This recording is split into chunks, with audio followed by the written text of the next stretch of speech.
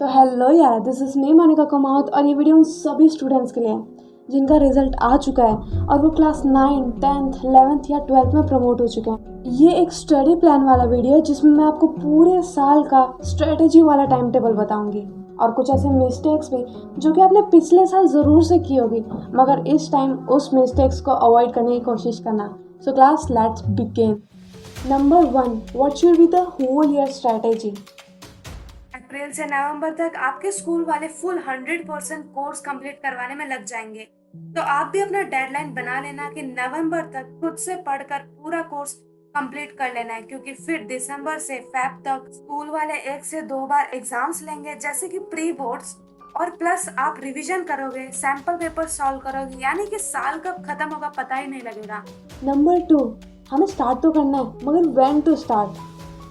अब आपको शुरुआत अभी से अप्रैल से ही करनी होगी, क्योंकि अप्रैल, मई, जून ये 3 महीने आप पढ़ने के लिए मोटिवेटेड रहोगे। New books, new class, new teachers होगी और हर पढ़ी हुई चीज इजी लगेगी। तो इस समय को सही से यूटिलाइज करने के लिए आप एक्स्ट्रा ही यूट्यूब से पढ़कर या एक बार सभी चैप्टर्स को गो थ्रू कर सकते हो, जिससे आपको पता लग जाएगा कि कौन से चैप्टर में मजा आएगा और कौन से चैप्टर में कितनी मेहनत करनी होगी। फिर जब स्कूल में टीचर उसी चैप्टर को पढ़ाएगी तो आपको उस चैप्टर का ऑलरेडी आइडिया रहेगा। फिर जुलाई से नवंबर तक टीचर सिलेबस कंप्लीट करवाने में लगी रहेगी, लेकिन उसी टाइम फेस्टिवल्स, एग्जाम्स और प्रोजेक्ट्स का माहौल मंडराएगा। तो आपको खुद ही से सेल्फ स्टडी, टाइमली रिवीजन और टेस्ट देने होंगे, और वो टेस्ट जरूर से देना जो कि यूट्यूब पर, स्कूल में और कोचिंग में होते हैं, क्योंकि उन टेस्ट से आपकी टाइमली रिवीजन होती रहेगी। Number 3, what should be the weekly target. एक चीज तो अपनी हैबिट बना ही लेना कि स्कूल और कोचिंग के अलावा भी खुद से 2 से 3 घंटे का सेल्फ स्टडी जरूर से करना, जिसके अंदर हर दिन कंपलसरी एक प्रैक्टिकल सब्जेक्ट जैसे कि मैथ्स और अकाउंट्स, जिन्हें लिखकर करना होता है, उन्हें प्रैक्टिस जरूर से करना। और साथ में 1 से 2 थियरी वाले सब्जेक्ट्स, जिसमें हफ्ते में 1 से 2 बार इंग्लिश जैसे कभी कभार पढ़ने वाले सब्जेक्ट्स को भी इंक्लूड करना। और फिर संडे को जो आपने पूरे हफ्ते में स्कूल से या खुद से पढ़ा होगा उसे रिवाइज करना, और जो पढ़ना छूट गया या बैकलॉग बन गए उन्हें कंप्लीट करना।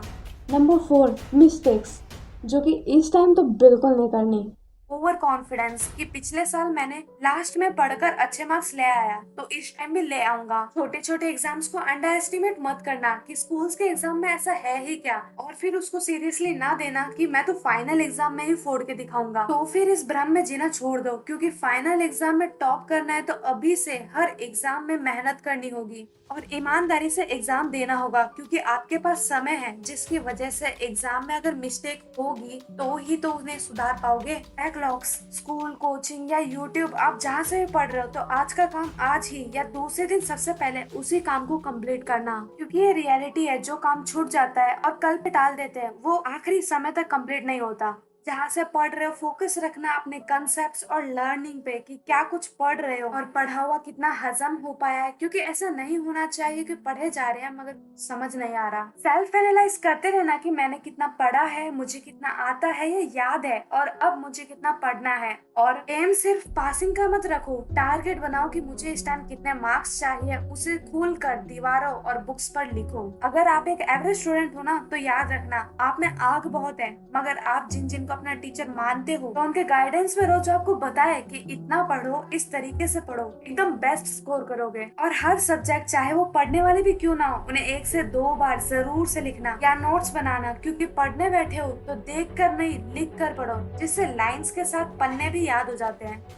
अब इस साल का आपका ये प्रिंसिपल होना चाहिए, फोकस, कंसिस्टेंसी और हार्डवर्क।